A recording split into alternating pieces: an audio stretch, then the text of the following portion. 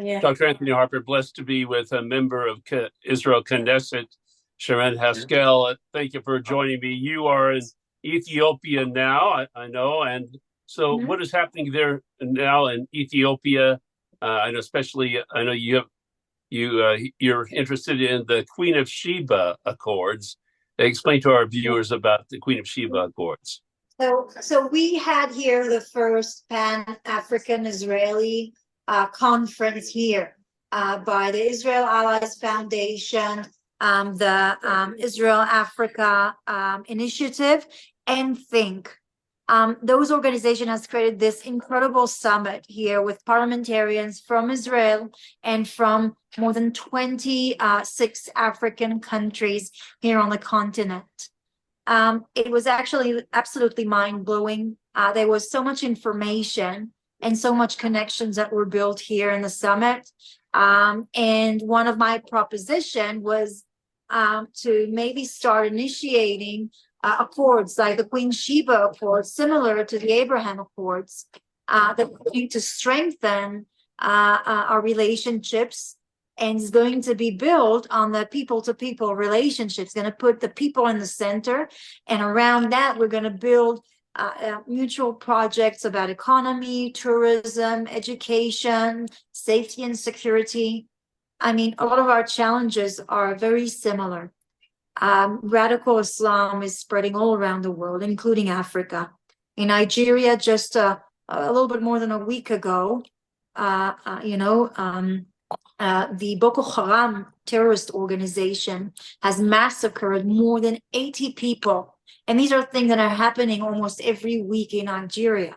Okay, I'm not even talking about what's happening with Al-Shabaab and ISIS and many more organizations like that. And so the threat of radical Islam is an enemy of Western civilization, of people who love freedom, of people who appreciate life and want life. This summit was very much based on, it was like religious diplomacy, or what I said, faith-based diplomacy. And that faith-based diplomacy, I think, is something that many of us relate.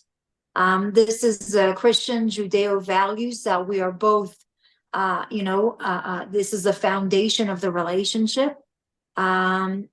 People who love freedom and life and want to look after future generations. And it is only if we stand up together that we'll be able to defeat those evil forces. If each country needs to defeat them by herself to confront it like that, it's going to be far more difficult than when we are together. President Trump, former President Trump, supported the Abraham Accords, a big player in that. Kamala Harris, in the recent debate, do you have any concerns that Kamala Harris would not fully support the Abraham Accords and now the Queen of Sheba Accords? Look, I'm trying to be very careful before the elections. It is true, Trump did bring the Abraham Accords to the table. He was a major player in these accords. And, I think he would probably love to push through accords like that can connect America, Israel, and the countries in Africa. Kamala Harris, throughout Biden's administrations, they were still cooperating together on the base of the Abraham Accord. So I have faith, and I'm very hopeful that first of all, yes, that she will continue to support them and see how we can expand them. And if she will be elected, I hope that she'll be also a supporter of the African-Israeli Accords as well. I know for many people that see that former President Trump as being the biggest supporter of Israel, with moving the U.S. embassy to Jerusalem, as well as honoring Israel's right over the Golan Heights and so much more, in addition to, as you mentioned, the Abraham Accords as well. You and I have... Go ahead. Look, as I said, I'm trying, to not to get too close to the American elections, but as you said, Trump put the interest of the Allies forces in the Middle East in first place. And I think it was very important for him to not just recognize, but to strengthen the forces that can stabilize the region. I know that with the Biden administration, obviously we've received the full support and we're greatly appreciating for that. But obviously there was also a discussion with other countries who we see as our enemy, like, reducing the sanctions from Iran, for example, and starting to open a discussion about the nuclear capability. So, there's pros and cons in a certain policy around the Middle East. But in the terms of Israel, we received the full support from this administration as well. And we're very grateful for that. Well, you and I have been involved with a lot of issues regarding the rise of anti-Semitism, and there is a significant rise of anti-Semitism that I see, and I'm sure you do as well, and especially in light of October 7th. So what is your final comments about the rise of anti-Semitism as you see it?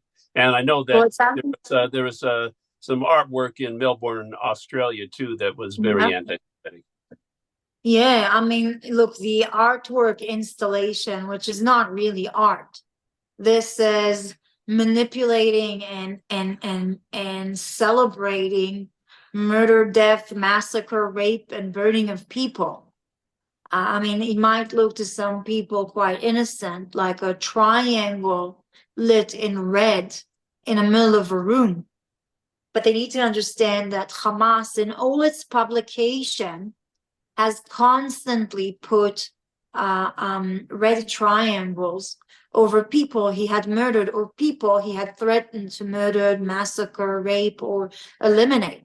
This is the symbol of genocide for Jews by Hamas. And an installation like that in a museum in Australia make me sick to my stomach. It's as if someone's going to put an installation of work will liberate you, like in Auschwitz. And for some reason, he will call that art. Well, I would say very more clearly that it's really graffiti, as several news articles talked about the graffiti and not artwork. Sorry, the graffiti, what? That it's truly graffiti, not artwork.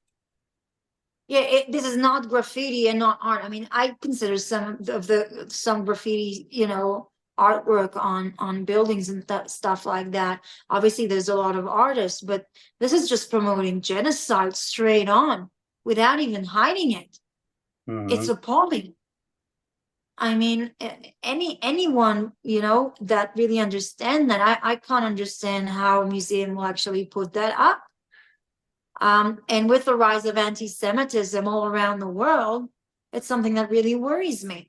I mean, my family lives all around the world, and they're terrified. My 88-year-old grandmother in Paris was attacked just 2 months ago. She was punched in her face by 2 Muslim thugs in Paris when she was going to get blood tests. They pushed her to the ground, kicked her, called her dirty Jew, and spat on her. Do you think that's normal? They specifically target Jews. My niece in Texas, which is one of the safest places for Jews in America, was yelled in school. Some kids stood up and said, "I'm going to kill all the Jews." A kid. I mean, this is absolutely insane. So the rise of hatred and anti-Semitism has never been that. If we thought that we combat it, that it's behind us, that we've learned the lesson of the past, we were absolutely wrong. That deeply ingrained hatred is so deep, is so vile, is so strong, that any group of people will just fit it into their political or social agenda. And we still have a very long way to do. In the same, maybe in a more optimistic word, words, I do have to say that the summit that I'm in now in Ethiopia have shown me just the exact opposite of that.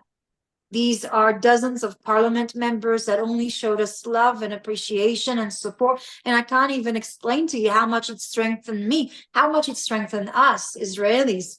And we're really grateful for that. And this summit was based on, a faith-based diplomacy. People who know the history, people who learn the Bible, the book of the Bible, people who understand archaeological sites, who really understand what it means, freedom of religion, freedom for women. They fight for it, they struggle for it in their countries as well. They, they feel us, they understand us really in depth. And that I can't explain to you how much it makes my heart, really, really warm and happy and appreciative. For more information, the people to learn more about, your efforts about what's been going on in Ethiopia, is there a website, any resource that you would like to mention to people? Yes, so first of all, you can follow my Facebook page in English. This is Sharren Haskel, Haskel, Sharren Haskel. And I'm going to put a report that was in the BBC, some of the speeches that were there, and some of the pictures. You can also follow the Christian Allies Foundation pages. Josh Reinstein in his show is going to talk about it, and he's going to show also a report about what had happened here. And also the Israeli African Initiative on their webpage is going to be a lot of information about it. This is an incredible organization that understand that, every place in the world where Christians were persecuted and were actually thrown out, we had to run and save our lives. The next ones that were persecuted were Christians. I mean, look, there were Jewish communities, tens of thousands in Morocco, Algeria, Libya, Iraq, Afghanistan, Syria, Lebanon, Egypt. They all were persecuted and they had to flee, including my own family. And who's the most persecuted minority now, 60, 70 years later? The Christians. Churches that stood for thousands of years are being burnt and destroyed. Christian community are being converted, being murdered. And these organizations understand that. They understand that this global war that we're fighting, that one of its front is in Israel, it's not a territorial war. This is a cultural war. This is a war on the narrative of history. This is a religious war. And the more we stand together, the more we support our Christian friends, and the more the Christian friends support their Jewish friends, the stronger we will be and the better we'll be able to fight it back. Thank you for your fight and exposing anti-Semitism, Sharren Haskel, for all your work there. And I'm very thankful for our opportunities to be able to deal with these issues of anti-Semitism for quite some time, since 2017 at least. Yeah, thank you so much. It was a great pleasure. Thank you for joining us, and thank you for sharing your so important information from Ethiopia, very biblically significant.